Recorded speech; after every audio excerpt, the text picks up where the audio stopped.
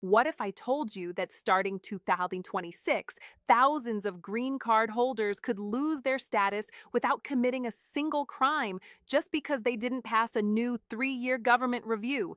If you think your green card is permanent, you might already be on a countdown you don't even know about. Welcome back to USA Info Updates, where we cut through the noise and bring you the immigration information that matters most to your life and your family's future. I'm here today to walk you through something that every single green card holder in America needs to understand right now. What I'm about to share with you is detailed, it's significant, and it's going to require your full attention because this affects millions of lawful permanent residents across the United States. If you've been a green card holder for 5 years, 10 years, or even 20 years, and you thought your permanent resident status was exactly that, permanent, I need you to stay with me through this entire video because the landscape is changing in ways that most people haven't fully grasped yet. We're talking about a complete transformation in what it means to hold a green card in America.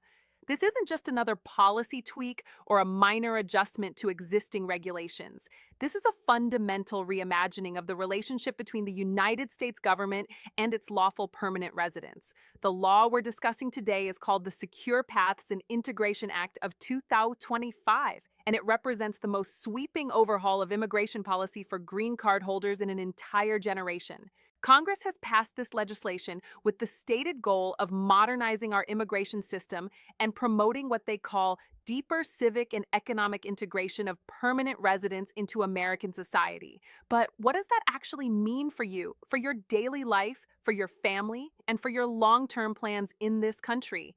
That's exactly what we're going to break down together today, step by step, requirement by requirement, so that by the end of this video, you'll know exactly what's coming and exactly how to prepare. Before we dive deep into the specifics, let me give you the single most important thing you need to understand about this new law. For decades, a green card has functioned as what immigration experts call a passive status. What that means is once you obtained your lawful permanent resident status, as long as you didn't commit serious crimes, as long as you didn't abandon your residency by staying outside the United States for extended periods, and as long as you renewed your physical green card every 10 years, you were essentially set. Your status was secure. You could live your life, work your job, raise your family, and build your American dream without constantly looking over your shoulder or worrying about your immigration status. That era is coming to an end. The Secure Paths and Integration Act of 2025 is shifting the green card from a passive status to what can only be described as an active status. This means that maintaining your lawful permanent resident status will no longer be a matter of simply avoiding major problems. Instead, it will require ongoing proactive engagement with a new system of requirements, documentation, and periodic reviews. Your green card is no longer just a destination that you reached after years of waiting and processing. Under this new framework, it becomes more like a journey with mandatory checkpoints along the way. Checkpoints that you must successfully navigate every few years to maintain your status. Now, I can already sense some of you feeling anxious or worried as you hear this, and I want to address that directly before we go any further. Yes, this is a significant change. Yes, it will require preparation and effort on your part, but panic is not productive and panic is not necessary. What is necessary is understanding, preparation, and action. That's why we're here today. And that's why I'm going to walk you through every single aspect of this new law in clear, practical terms so you know exactly what to expect and exactly how to prepare for it. Let me start by explaining the stated purpose of this legislation, because understanding why Congress says they passed this law will help you understand the requirements they've created. The Secure Paths and Integration Act has two main objectives according to its supporters in Congress. The first objective is about modernization and efficiency. The government wants to digitize immigration records more comprehensively and create what they describe as a more streamlined, data-driven approach to immigration oversight. This is about bringing the immigration system into the 21st century with better technology, more accessible online portals, and more efficient processing systems. The second objective, and this is the one that directly affects your day-to-day life as a green card holder, is about integration. The argument that was made repeatedly in congressional debates is that this new framework will ensure that long-term permanent residents are more deeply connected to their local communities, more engaged in American civic life, and on a more stable and certain path toward potential citizenship if they choose to pursue it. The supporters of this law argue that it will help permanent residents feel more rooted in American society and will provide clearer expectations about what it means to be a contributing member of the community. Now, you might be thinking that sounds reasonable in theory, but what does it actually require me to do? That's the critical question, and that's where we need to get into the specifics. The practical effect of this law is that it places a new and significant administrative burden on every single green card holder in the United States. It creates new responsibilities, new documentation requirements, and new checkpoints that simply didn't exist before. The centerpiece of this entire law is something called the Continuous Status Review, which you'll often hear abbreviated as CSR. This is the mechanism through which all of these new requirements will be enforced, and it's essential that you understand exactly how it works. The Continuous Status Review is a mandatory check-in process that every lawful permanent resident will be required to complete on a regular, ongoing basis. And when I say regular, I mean every 3 years. That's right. Every single 3 years, you will need to go through this review process. Now, this is completely separate from the existing 10-year green card renewal process. Your physical green card will still need to be renewed every 10 years, as it always has been. The CSR is something entirely new, an additional requirement layered on top of the existing system. Think of it as a periodic re-verification of your eligibility to maintain permanent resident status. It's not just checking that your card is still valid. It's checking that you, as a person, are still meeting an expanded set of criteria for what the government now considers to be an active, engaged, and integrated permanent resident. The CSR will be primarily an online process, which is part of that modernization goal I mentioned earlier. You'll access it through government portals and digital systems. But don't let the word online fool you into thinking this will be quick and easy. This is not just logging in and clicking a few boxes.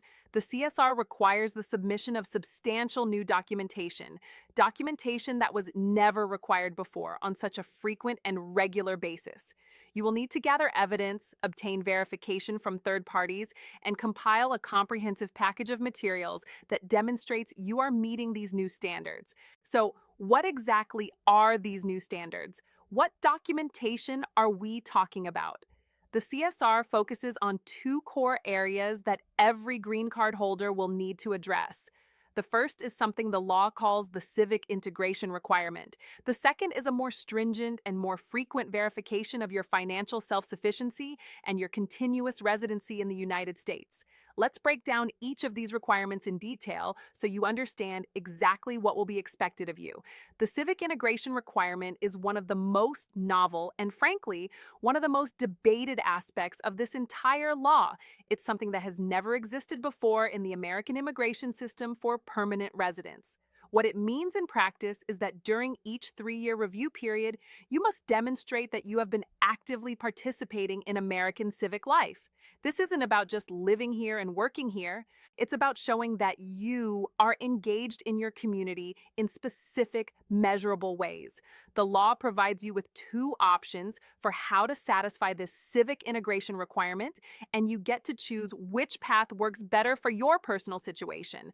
The first option is community service. Specifically, you must complete and provide verification for 40 hours of community service during each 3-year period. This service must be performed at a registered nonprofit organization, a public school, or a government-recognized community entity. When you break it down, 40 hours over 3 years works out to an average of just over 13 hours per year, or about 1 hour per month. The government's reasoning is that this is a manageable commitment that encourages permanent residents to give back to their communities and build deeper connections where they live. The second option is to complete a new government-certified American Civics and Governance course. This will not be the simple civics test that people take when they naturalize. This will be a more comprehensive educational program covering the United States Constitution, the structure of American government at the federal, state, and local levels, and the rights and responsibilities of both citizens and permanent residents. These courses will be offered online and at various educational institutions around the country. Upon successful completion, you receive an official certificate that you then submit as part of your continuous status review application. Now, what's the government's stated rationale for requiring either community service or a civics course?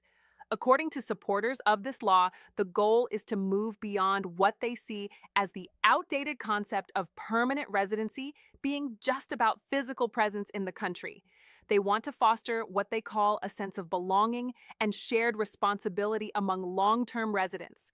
The idea is that by getting involved in local communities through volunteer work or by gaining a deeper understanding of American government and civic institutions through education, permanent residents will feel more connected to the country, will be better prepared for citizenship if they choose to pursue it, and will be more engaged members of their communities in the meantime. On the surface, that might sound like a reasonable goal. After all, who could argue against community involvement and civic education? But we need to be realistic about the practical challenges and potential pitfalls of implementing this requirement across millions of diverse individuals with vastly different life circumstances. Think about a single parent who's working two jobs just to make ends meet and provide for their children. For that person, finding 40 hours to volunteer, even spread out over 3 years, could be incredibly difficult, perhaps even impossible, without making serious sacrifices to their family's financial stability. Think about elderly permanent residents who may have mobility limitations or health issues. Think about individuals with disabilities who may face physical or cognitive barriers to traditional volunteer work or classroom learning. The law does include provisions for waivers in cases of hardship, disability, or other special circumstances. But the details of how those waivers will work, what documentation will be required to obtain them, and how difficult the waiver process will be, all of that remains to be seen as the regulations are written and implemented. There are also significant administrative questions that still need to be answered. Who decides which nonprofit organizations are qualified to verify community service hours? What systems will be put in place to prevent fraud or misrepresentation? Will the civics course be offered in multiple languages for permanent residents who are still working on their English proficiency? Will there be fees associated with the course, or will it be provided free of charge? These are not small details. These are questions that will determine whether this requirement functions as intended or becomes an overwhelming burden that traps well-meaning people in an impossible situation. It's a well-intentioned concept in theory, but the implementation will be absolutely critical, and that's why it's so important that everyone in the immigrant community stays informed as these regulations are developed and makes their voice heard if they see problems emerging. Now, let's move to the second major component of the continuous status review, which focuses on financial self-sufficiency and continuous residency. On the surface, these might sound familiar because they have always been part of immigration law in some form. The concept of being financially self-sufficient and not becoming a public charge has existed in American immigration law for a very long time. What's different now is the level of scrutiny and the frequency with which you'll need to prove it. Currently, your financial self-sufficiency is primarily examined when you first apply for a green card. It might come up again if you're re-entering the country after an extended absence or if you're applying for citizenship. But once you have your green card and you're living in the United States, there isn't a regular scheduled check-in where you have to prove that you're still financially stable. Under the new law, that changes dramatically. As part of your continuous status review, every 3 years, you will need to submit evidence of your continued financial stability. What kind of evidence are we talking about?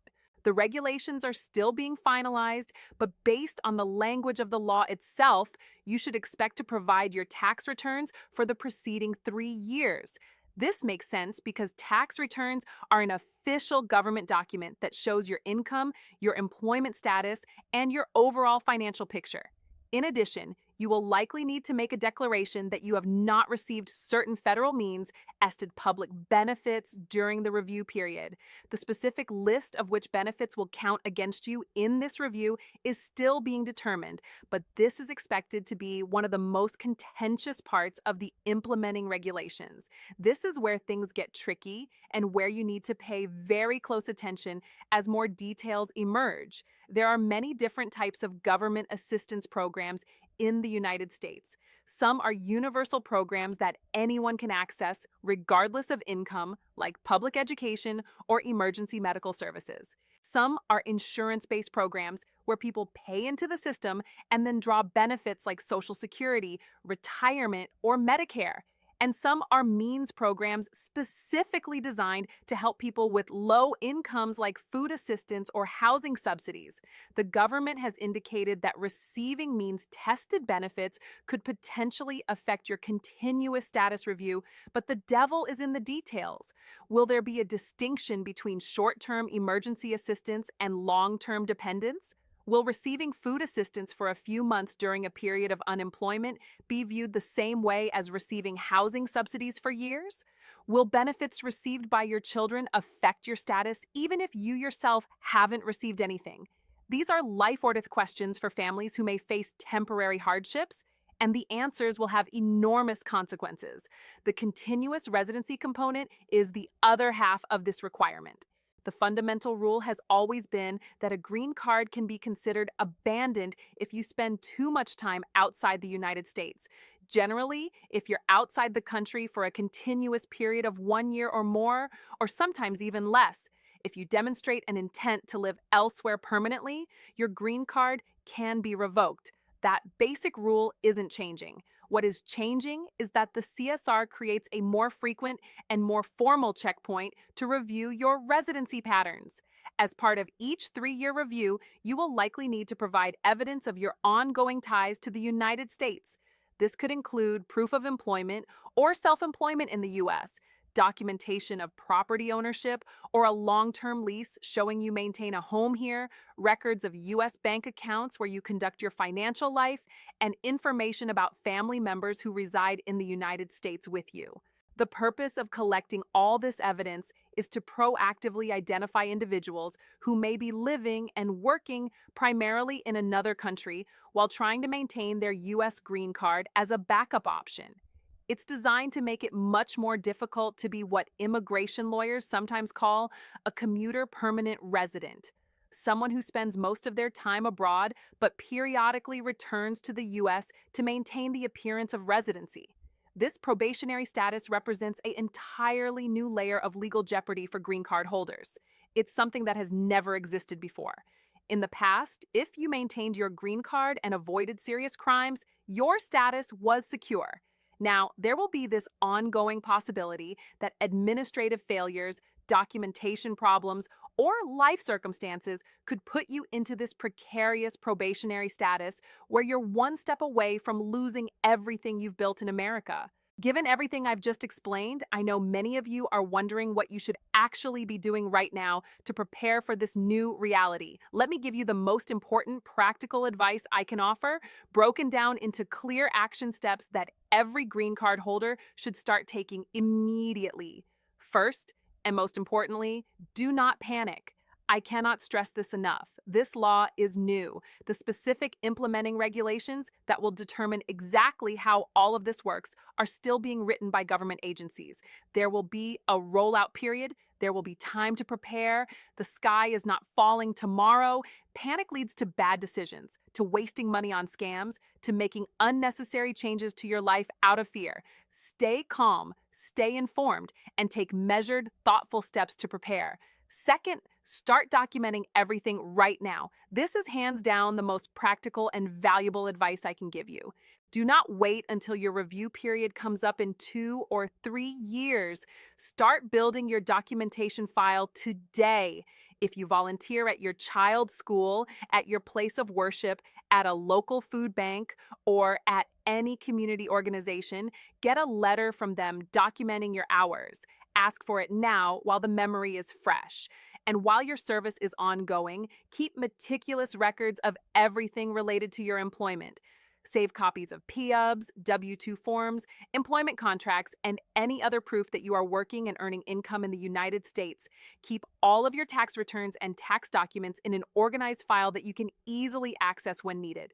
Create what I call a residency evidence file, where you keep copies of your lease agreements or mortgage documents, utility bills showing your U.S. address, bank statements from U.S. financial institutions, car registration and insurance documents, and anything else that demonstrates you maintain your life and your home in the United States.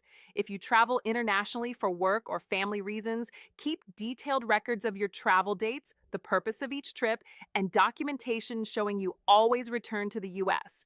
When the time comes for your review, you want to have a well-organized, comprehensive package of evidence ready to go rather than scrambling at the last minute to recreate 3 years of your life. Third, understand the timeline and stay informed through reliable sources. The Secure Paths and Integration Act of 2025 is scheduled to take effect on January the 1st, 2026. The first group of continuous status reviews will begin later that year, likely rolled out in phases based on when individuals first received their green cards. The government will announce the specific details of this phased rollout well in advance. Your job is to pay attention to official sources of information. That means checking the U.S. Citizenship and Immigration Services website regularly. That means signing up for email updates if USCIS offers them. That means watching a reliable immigration news sources and YouTube channels like ours that are committed to giving you accurate, verified information. What you should not do is rely on rumors on Facebook posts from people who don't cite their sources on WhatsApp messages that get forwarded around with no verification, or on social media speculation. In times of change, misinformation spreads rapidly, and acting on false information can be worse than not acting at all. And fourth, for any complex personal situation, consult with a qualified immigration attorney. Everything I've shared with you today is for educational purposes. It's designed to give you a comprehensive understanding of this new law and what it means for green card holders generally. But I am not an attorney, and this is not legal advice for your specific situation. If you have unique circumstances, if you have past immigration issues, if you've received public benefits and you're worried about how that will affect you, if you have health problems or disabilities that make the civic integration requirement difficult, if you travel frequently for work and you're concerned about the residency requirement, then you need to sit down with a qualified immigration lawyer who can review your individual case and give you advice tailored to your specific needs. A good immigration attorney can help you understand exactly how this law applies to your situation, can help you start gathering the right documentation now, can assist you with waiver applications if needed, and can represent you if you end up in probationary status or facing removal proceedings. Yes, attorneys cost money, but for something as important as your ability to remain in the United States and keep your green card, it's an investment worth making if your situation is complicated. This law fundamentally transforms what it means to be a lawful permanent resident of the United States. It changes the green card from a relatively stable, secure status that you could maintain almost indefinitely by simply avoiding major problems into an active status that requires ongoing engagement, regular documentation, and periodic proof that you continue to meet evolving standards. It's a significant shift, and it will require adaptation from millions of people who have built their lives in America. But here's what I want you to remember as we wrap up today's deep dive. You are a valued part of the fabric of this nation. You came to the United States legally. You followed the rules. You've built a life here. You've contributed to your communities, and you belong here. This new law, whatever its motivations and whatever its ultimate effects, presents a new set of challenges for you and your family. But challenges can be met with preparation. Knowledge is your most powerful tool. Documentation is your evidence. Action taken today will pay dividends when your review period arrives. Approach this new era of immigration policy with diligence and with seriousness, but not with fear. Fear paralyzes us. Fear makes us make bad decisions. What you need instead is clear-eyed understanding of what's required, systematic preparation to meet those requirements, and the confidence that comes from being ready. By following these new rules, by keeping good records, by staying informed, and by seeking help when you need it, you will be able to navigate this system successfully. You will be able to prove again and again that you are exactly what you've always been, a contributing, integrated, committed resident of the United States of America. I want to thank you for trusting USA Info Updates to bring you this critical information about the Secure Paths and Integration Act of 2025. I know this was a lot of information to take in, and I appreciate you staying with me through this detailed explanation. If you found this breakdown valuable, if it helped you understand what's coming and how to prepare for it, I would be incredibly grateful if you would take a moment to like this video. That simple action helps the YouTube algorithm show this information to more people who need it. Share this video with family members, friends, colleagues, and anyone else you know who has a green card and needs to understand these changes. And please, if you haven't already, subscribe to USA Info Updates and turn on notifications so you never miss our coverage of immigration news and policy changes. We're committed to being your reliable source for accurate, detailed, practical immigration information that you can use in your life. In our upcoming videos, we'll be following up on this topic with more specific guidance. We'll do a step-by-step walkthrough of the continuous status review process once the official forms and procedures are released. We'll cover strategies for documenting your civic integration and residency. And we'll also be creating content about the ultimate goal that many permanent residents are working toward: United States citizenship through naturalization. In fact, our next major video series will walk you through the entire naturalization process from start to finish, covering the application forms, the documentation requirements, the biometrics appointment, the naturalization interview, the civics test, and finally, the oath ceremony, where you become a United States citizen. If you're a green card holder who's thinking about taking that next step, you absolutely won't want to miss that series. I want to hear from you in the comments section below. What's your reaction to this new law? How do you think the civic integration requirement will affect your life or the lives of people you know? Do you see these changes as a reasonable way to promote integration and community engagement? Or do you view them as an unnecessary burden on legal residents who are already contributing members of society? What aspects of this new system concern you the most? What questions do you still have that I can address in future videos? Let's have a respectful, thoughtful conversation in the comments. Your perspectives and your questions help shape our future content and help me understand what information is most valuable to you. Until our next video, stay informed, stay prepared, and remember that knowledge and preparation are your best tools for navigating the changing landscape of American immigration law. This is USA Info Updates, and I'll see you in the